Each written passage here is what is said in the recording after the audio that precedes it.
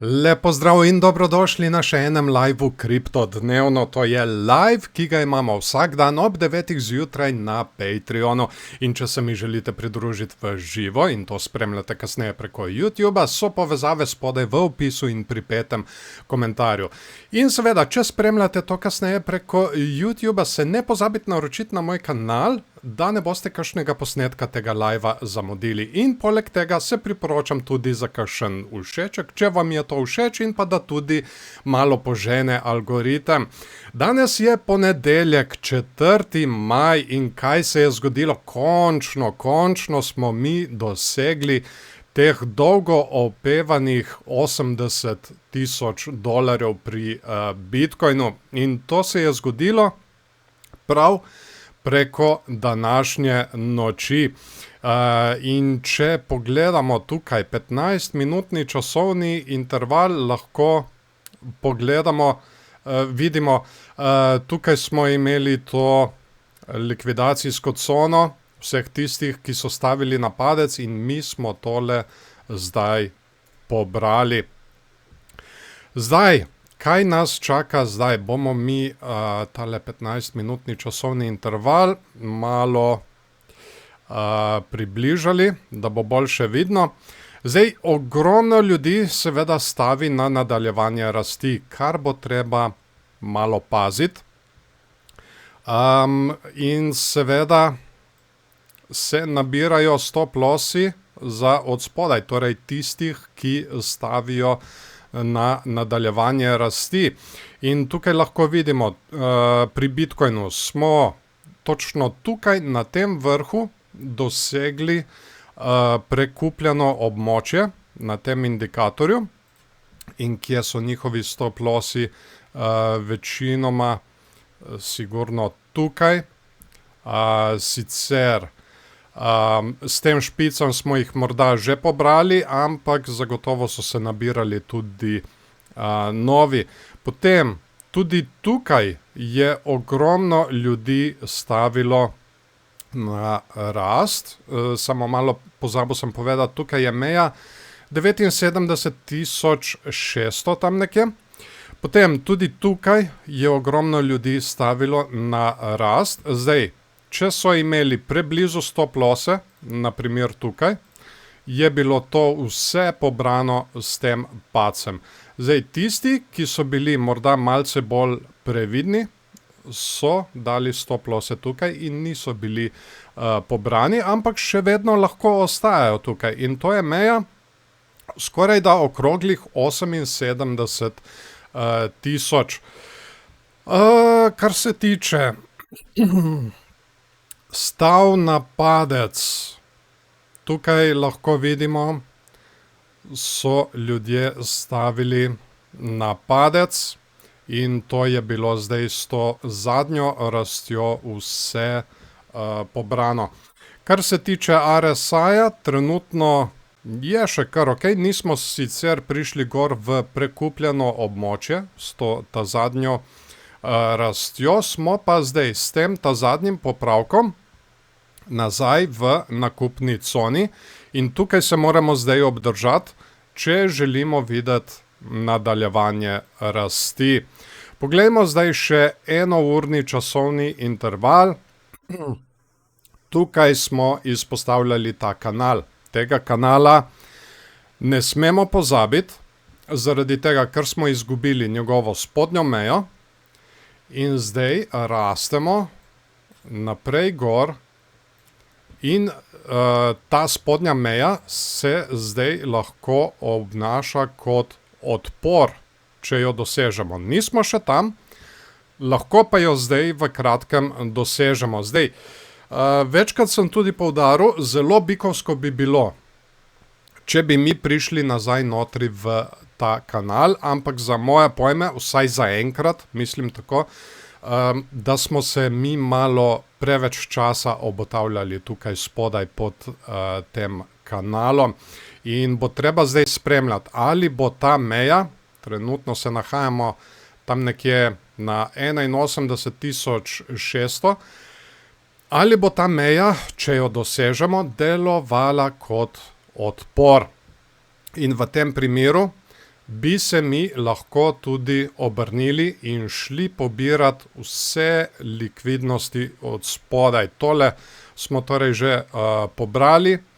Če bi se obrnili, bi nas čakale likvidnosti 77 tisoč, 78 tisoč, potem tudi tukaj imamo 76 tisoč, tukaj 74 tisoč oziroma 75 tisoč in pa še tukaj imamo eno označeno na okoli 73 tisoč 600.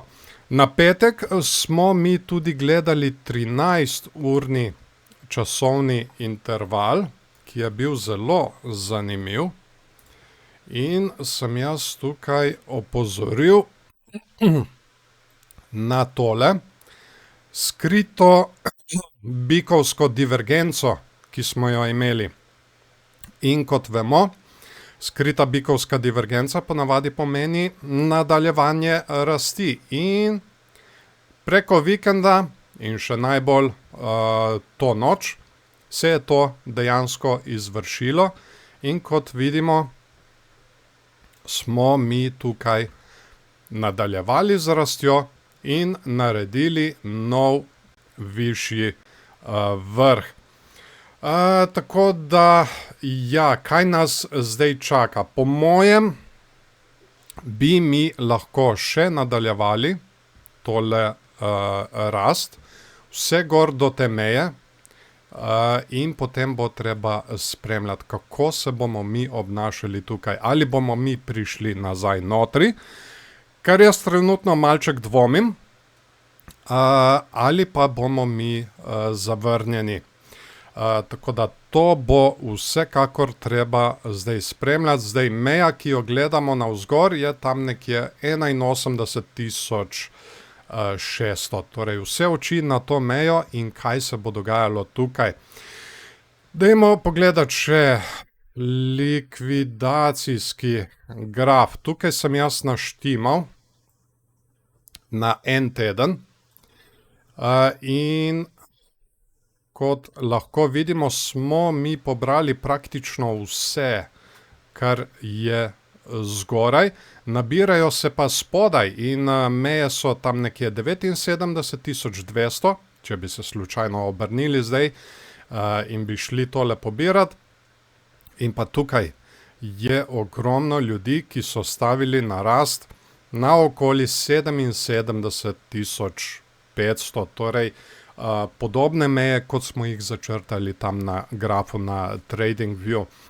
Kaj se dogaja zdaj še z Ethereumom? Ethereum je izredno tak cikcakast, ta njegova struktura mi niti ni najbolj všeč. Zdaj, malo sem gledal 15-minutni časovni interval, ogromno stav na rast. Lahko vidimo tukaj za Ethereum, torej ljudje so kar precej pozitivni, kar se tiče Ethereuma in so po mojem tudi nove likvidacijske cone tukaj na 2274, potem tudi tukaj so stavili na rast in imajo stop losse, po mojem tukaj na 2290 in potem tudi še na zadnje pred to zadnjo rastjo na 2310. Imamo kar precej posejan graf s temilemi conami, ampak zaenkrat gremo naprej gor. Poglejmo zdaj še enourni časovni interval, če lahko karkoli dobimo ven iz tegale cikcaka, ki ga je naredil Ethereum v ta zadnjem času. Zdaj, malo sem gledal, če mi morda delamo kakšen padajoči kanal, sicer je tak zelo grd, zelo cikcakast, ampak če bi mi tole upoštevali, dajmo reči, da je tole drog, torej drog, in tako dobimo mi ven v bistvu bikovsko zastavo, ampak tukaj sem zdaj že parkrat poudaril, ni mi všeč tale njena taka cikcakasta struktura. Zdaj, če bi mi tole zastavo prebili navzgor, dokot bi mi lahko prišli. Če jo recimo prebijemo tukaj, tole mejo tega kanala, trenutno na 2382, dokot bi mi lahko prišli do 2880. Pa preverimo, če imamo mi kakšno mejo tukaj zgoraj. 2880, ja, to se zelo lepo se sklada s tole mejo tukaj. Zelo zanimivo. Torej, če bi mi zdaj prebili tale zelo grdi kanal, bi mi lahko prišli vse do tukaj gor, do 2880, ampak bo treba počakati, spremljati, potrditi tale vzorec. Kot smo začrtali tukaj tale bikovski scenarij, torej preboj, podpora in odboj in seveda, da potem gremo tukaj naprej gor. Kar se tiče stav napadec, ja, tukaj so stavili napadec. Po mojem je tale cikcakasta struktura že praktično vse pobrala. Zdaj, nazadnje, očitno ogromno ljudi vidi,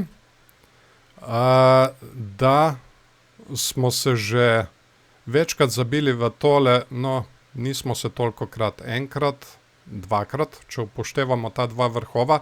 Očitno ogromno ljudi vidi tale kanal in zgornjo mejo in so začeli staviti na rast, ker pričakujejo preboj. In to bo treba malo paziti, zaradi tega, ker trg se ponavadi obrne v nasprotni smeri od pričakovanj večine. Poglejmo tudi tukaj zdaj 13-urni časovni interval, kot smo za Bitcoin. In tudi tukaj bi lahko rekli, da se kaže, ja, dajmo reči, da je kanal. Ampak ne, po mojem je malo drugačna struktura. Tukaj se vodoravno zabijamo v 2260.